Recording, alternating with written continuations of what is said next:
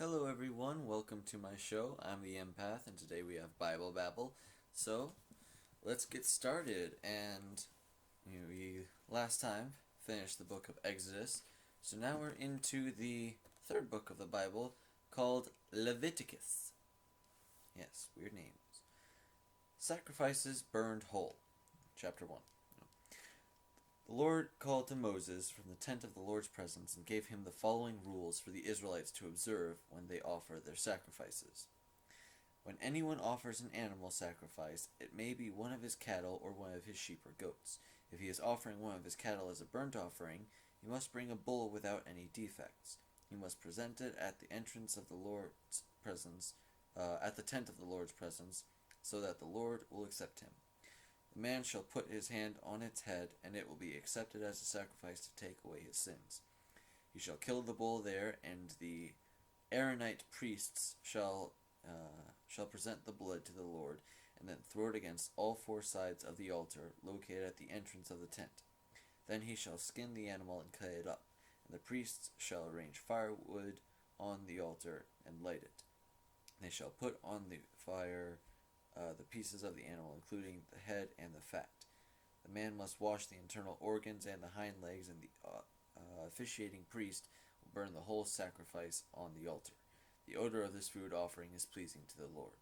Right, it makes sense that they'd say Aaronite because they're descendants of Aaron. So, just not something I was initially expecting. That's why I paused. Anyway, if the man is offering one of his sheep or goats, it must be a male without any defects. He shall kill it on the north side of the altar, and the priest shall throw its blood on all four sides of the altar. After the man cuts it up, the officiating priest shall put on the fire all the parts, including the head and the fat. The man must wash the internal organs and the hind legs, and the priest will present the sacrifice to the Lord, and burn all of it on the altar. The odor of this food offering is pleasing to the Lord. If the man is offering a bird as a burnt offering, it must be a dove or a pigeon. The priest shall present it at the altar, wring its neck, and burn its head on the altar. Its blood shall be drained out against the side of the altar. He shall remove the crop and its contents and throw them away on the east side of the altar, where the ashes are put. He shall take hold of its wings and tear its body open without tearing the wings off, and then burn it whole on the altar. The odor of this food offering is pleasing to the Lord. Alright, so they get a little specific with how you're supposed to kill these animals and sacrifice them. So far as washing organs and tearing them open without ripping their wings off. A little bit graphic, yeah, but not everything in the Bible is 100% just super fancy pretty and just, it's all tame, don't worry. No, Bible ain't like that. If you really read into parts of the Bible, it gets crude and sexual and hilarious. You just have to read it in the right context, and because if you read it out of, if you don't understand the context of it, then it's just, boring text. If you understand the context of some of the bits and pieces of speech, then you're just like, whoa, I did not know the Bible could do that. I know because I encountered that. Like, yeah, I don't know. You'll see eventually. If you don't see now, you'll see eventually when we get to one of those parts. Anyway, chapter 2, grain offerings. When anyone presents an offering of grain to the Lord, he must first grind it into flour. He must put olive oil and incense on it and bring it to the Aaronite priests. The officiating priest shall take a handful of the flour and the oil and all of the incense and burn it on the altar as a token that it has all been offered to the Lord. The odor of this food offering is pleasing to the Lord. Alright, he wants you to burn stuff for him because the odor is pleasing. Fair enough. I already went over that a little bit earlier. The rest of the grain offering belongs to the priests. It is very holy, since it is taken from the food offered to the Lord. Yep, and we talked over that, about how, take care of your priests and your people, and awesomeness. If the offering is bread baked in an oven, it must be made without yeast. Go figure. It may be thick loaves made of flour mixed with olive oil, or thin cakes brushed with olive oil. If the offering is bread cooked on a griddle, is to be made of flour mixed with olive oil, but made without yeast. Shocker. Crumble it up and pour the oil on it when you present it as an offering. If the offering is bread cooked in a pan, it is to be made of flour and olive oil. Bring it as an offering to the Lord and present it to the priest, who will take it to the altar. The priest will take part of it as a token that it has all been offered to the Lord, and he will burn it on the altar. The odor of this food offering is pleasing to the Lord. The rest of the offering belongs to the priests. It is very holy, since it is taken from the food offered to the Lord. None of the grain offerings which you present to the Lord may be made with yeast. Ooh. You must never use yeast or honey in food offered to the Lord. Why not honey? They've gone over the whole yeast thing before, but I mean, not entirely. I don't entirely get why they think yeast is a bad thing. I know the whole theological thing about the leavened bread. I don't know, something. I knew it at one point, but I don't get why yeast is what was chosen as the bad thing. I don't know. Maybe I'll figure that out eventually, or if you want to post in the comments or something like that, then go for it. I don't know. Maybe I'll look it up on my own time someday. I have to find my place again. Oh yeah. But yeah, I don't know why honey would be bad. An offering of the first. Oh, maybe it's because burnt honey doesn't smell good. That might be it. An offering of the first grain that you harvest each year shall be brought to the Lord, but it is not to be burned on the altar. Put salt on every grain offering, because salt represents the covenant between you and God. You must put salt on all your offerings. When you bring to the Lord an offering of the first grain harvested, offer roasted grain or ground meal. Add olive oil and put incense on it. The priest will burn that part of the meal and oil that is to serve as a token, and also all the incense as a food offering to the Lord. Chapter 3. Fellowship Offerings. When anyone offers one of his cattle as a fellowship offering, it is to be a bull or a cow without any defects. No surprise there. The man shall put his hand on the head of the animal and kill it at the entrance of the tent of the Lord's presence. The Aaronite priest shall throw the blood against all four sides of the altar and present the following parts of the animal as a food offering to the Lord: all the fat on the internal organs, the kidneys and the fat on them, and the best part of the liver. The priest shall burn all this on the altar along with the burnt offerings. The odor of this food offering is pleasing to the Lord. If you haven't gotten it by now, the Bible repeats itself. But then again, I guess it has some sort of significance in just like, this is the thing. I don't know. I imagine if it's going to repeat itself this much, it's because it wants you to remember it. Just like, you might have to tell your kid or your friend the same thing over and over and over to make sure they actually remember it. I know that I've had that happen to me before. Memory is a fickle thing. If a sheep or a goat is used as a fellowship offering, it may be male or female, but it must be without any defects. If a man offers a sheep, he shall put his hand on its head and kill it in front of the tent. Tent of murder for animals. That's like talking about taking the animal to go get fixed. Except they die. The priest shall throw its blood against all four sides of the altar and present the following parts of the animal as a food offering to the Lord: the entire fat tail cut off near the backbone, all the fat covering the internal organs, the kidneys, and the fat on them, and the best part of the liver. The officiating priest shall burn all this on the Lord on the altar as a food offering to the Lord. Slip of the tongue there. If a man offers a goat, he shall put his hand on its head and kill it in front of the tent. The priest shall throw its blood against all four sides of the altar and present the following parts as a food offering to the Lord: all the fat on the internal organs, the kidneys, and the fat on them, and the best part of the liver. The priest shall burn all this on the altar as a food offering, pleasing to the Lord.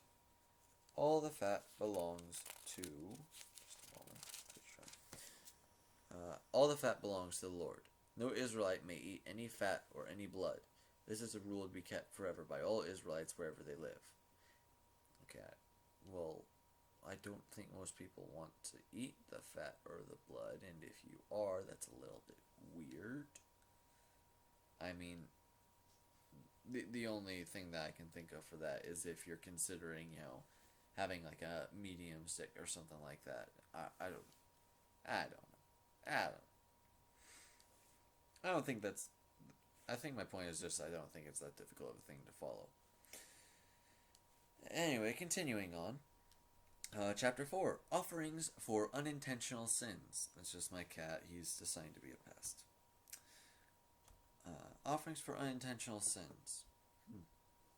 The Lord commanded Moses to tell the people of Israel that anyone who sinned and broke any of the Lord's commands without intending to would have to observe the following rules. Okay, so maybe it's just like if someone called you out on it, or you sinned and then you realized, oh, dang it. Something like that. That's what it sounds like. If it is the high priest who sins and so brings guilt on the people, he shall present a young bull without any defects and sacrifice it to the Lord for his sin. He shall bring the bull to the entrance of the tent, put his hand on its head, and kill it there in the Lord's presence. Then the high priest shall take some of the bull's blood and carry it into the tent. He shall dip his finger in the blood and sprinkle it in front of the sacred curtain 7 times. Then he shall put some of the blood, on the projections at the corners of the incense altar. At the corners of the incense altar in the tent. He shall pour out the rest of the blood at the base of the altar used for burning sacrifices, which is at the entrance of the tent. From this bull he shall take all the fat on the internal organs, the kidneys, and the fat on them, and the best part of the liver. The priest shall take this fat and burn it on the altar used for the burnt offerings, just as he does with the fat from the animal killed for the fellowship offering. But he shall take its skin, all its flesh, its head, its legs, and its internal organs, including the intestines, carry it all outside the camp to the ritually clean place where the ashes are poured out, and there he shall burn it on a wood fire. If it is the whole community of Israel that sins and becomes guilty of breaking one of the Lord's commands without intending to, I don't know. At first that sounded like, that sounds far-fetched, but then the more I think about it, I don't know, it could, something accidentally done out of, mom mentality, I don't know. It made sense after thinking about it for a minute. Then as soon as the sin becomes known, the community shall bring a young bull as a sin offering. They shall bring it to the tent of the Lord's presence. The leaders of the community shall put their hands on its head, and it shall be killed there. The high priest shall take some of the bull's blood into the tent, dip his finger in it, and sprinkle it in front of the curtain 7 times. He shall put some of the blood on the projections at the corners of the incense altar inside the tent, and pour out the rest of it at the base of the altar used for burning sacrifices, which is at the entrance of the tent. Then he shall take all its fat and burn it on the altar. He shall do the same thing with this bull as he does with the bull for the sin offering, and in this way he shall make the sacrifice for the people's sin, and they will be forgiven. Then he shall take the bull outside the camp and burn it, just as he burns the bull offered for his own sin. This is an offering to take away the sin of the community. I've got a cat fur all on me now.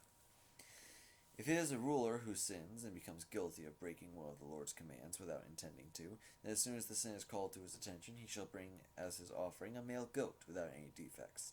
He shall put his hand on its head and kill it on the north side of the altar, where the animals for the burnt offerings are killed. This is an offering to take away sin. The priest shall dip his finger in the blood of the animal, put it on the projections of the corners of the altar, and pour out the rest at the base of the altar. Then he shall burn all of its fat on the altar, just as he burns the fat of the animals killed for the fellowship offerings. In this way the priest shall offer the sacrifice for the sin of the ruler, and he will be forgiven.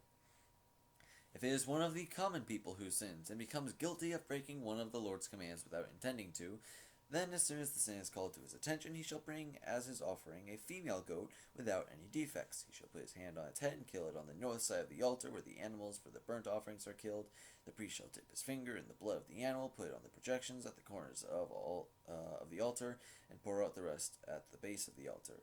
Then he shall remove all its fat, just as the fat is removed from the animals killed for the fellowship offerings, and he shall burn it on the altar as an odor pleasing to the Lord.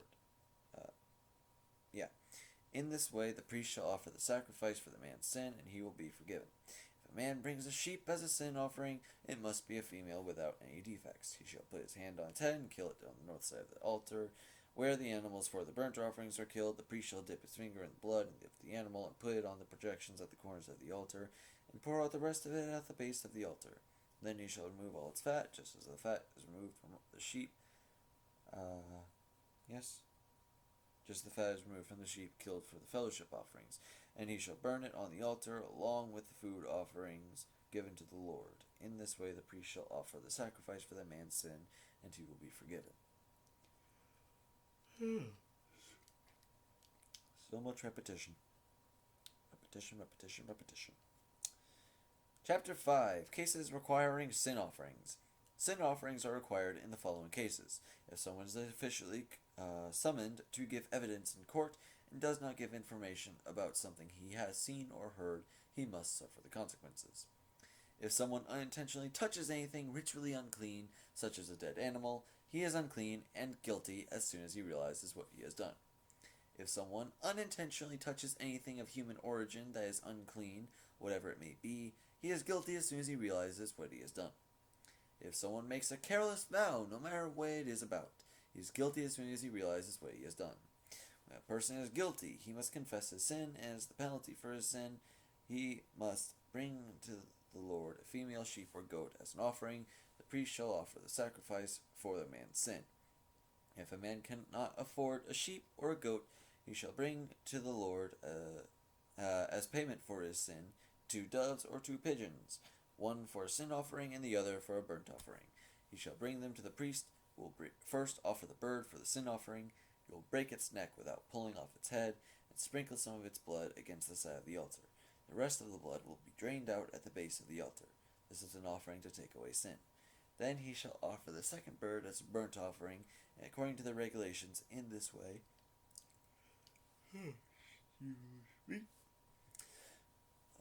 the priest shall offer the sacrifice for the man's sin, and he will be forgiven. If a man cannot afford 2 doves or 2 pigeons, he shall bring 2 pounds of flour as a sin offering. He shall not put any olive oil or any incense on it, because it is a sin offering, not a grain offering.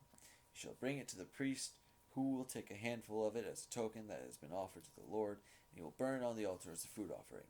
It is an offering to take away sin. In this way the priest shall offer the sacrifice for the man's sin, and he will be forgiven. The rest of the flour belongs to the priest, just as in the case of the grain offering. So 7 different circumstances, I guess. Repayment offerings. The Lord gave the following regulations to Moses. If anyone sins unintentionally by failing to hand over the payments that are sacred to the Lord, he shall bring as his repayment offering to the Lord a male sheep or goat without any defects. Its value is to be determined according to the official standard. He must make the payments he has failed to hand over, and must pay an additional 20%. He shall give it to the priest, and the priest shall offer the animal as a sacrifice for the man's sin, and he will be forgiven. If anyone sins unintentionally by breaking any of the Lord's commands, he is guilty and must pay the penalty. He must bring to the priest as a repayment offering a male sheep or goat without any defects. Its value is to be determined according to the official standard. The priest shall offer the sacrifice for the sin which the man committed unintentionally, and he will be forgiven. It is a repayment offering for the sin he committed against the Lord. Chapter 6. I've got time for that. The Lord gave the following regulations to Moses. Any offering is to be made if anyone sins against the Lord by refusing to return what a fellow Israelite has left as a deposit, or by stealing something from him, or by cheating him, or by lying about something that has been lost, and swearing that he did not find it. When a man sins in any of these ways, he must repay whatever he got by dishonest means. On the day he is found guilty, he must repay the owner in full, plus an additional 20%. He shall bring to the priest as his repayment offering to the Lord a male sheep or goat without any defects. Its value is to be determined according to the official standard. What is that official standard exactly? The priest shall offer the sacrifice for the man's sin, and he will be forgiven. Sacrifice is burned whole. Yeah, I read those sort of things, the official standard or how they measure things, and I'm like, can why does it never talk about that? I mean, you're you repeat the heck out of some of the things that we've kind of gotten down. Like we almost memorize them by the time that you stop repeating yourself about them. But you don't say things like you don't give like a scale or something of the official standard. I don't know. It just that's sort of you'd think that'd be something that they do that'd be useful to have. Whatever. Sacrifices burned whole. The Lord commanded Moses to give Aaron and his sons the following regulations for burnt offerings. A burnt offering is to be left on the altar all night long, and the fire is to be kept burning. Then in that alone, I heard two different songs. Just saying, all night long, and then we didn't start the fire. I'm sorry. Just a little side note, because my mind's random. Then the priest, wearing his linen robe and linen shorts, shall remove the greasy ashes left on the altar and put them at the side of the altar. Then he shall change his clothes and take the ashes outside the camp to a ritually clean place. The fire on the altar must be kept burning and never allowed to go out. Every morning the priest shall put firewood on it, arrange the burnt offering on it, and burn the fat of the fellowship offering. Fire must always be kept burning on the altar and never allowed to go out. That wasn't something I'd ever caught before. Cool. Yeah, that would mean you'd have to make sure there's enough wood on it and in such a way so that it's kept burning all night. I mean, unless you're gonna be up in the night trying to keep an eye on it, which might have been, all things considered.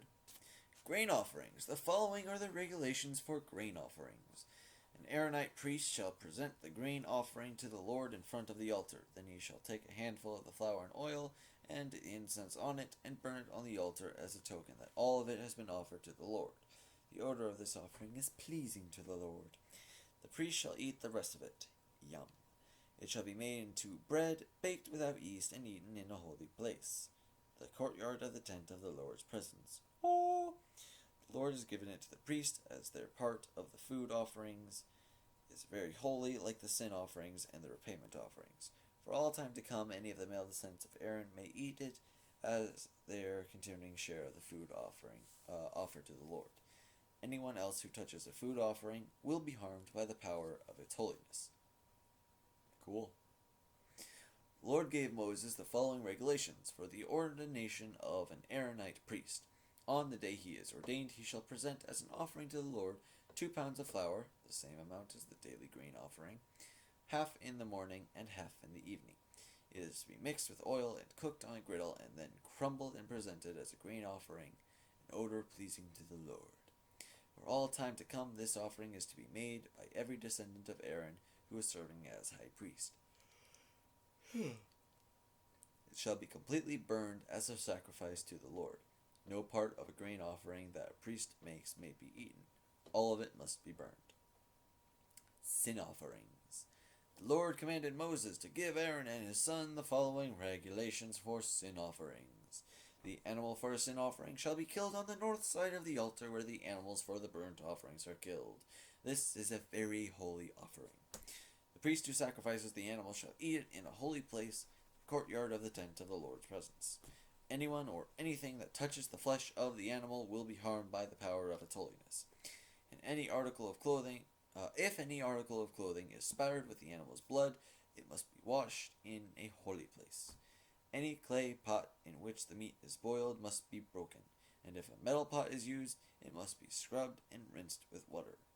Any male of the priestly families may eat this offering if it is very holy. But if any of the blood is brought into the tent and used in the ritual to take away sin, the animal must not be eaten. It must be burned.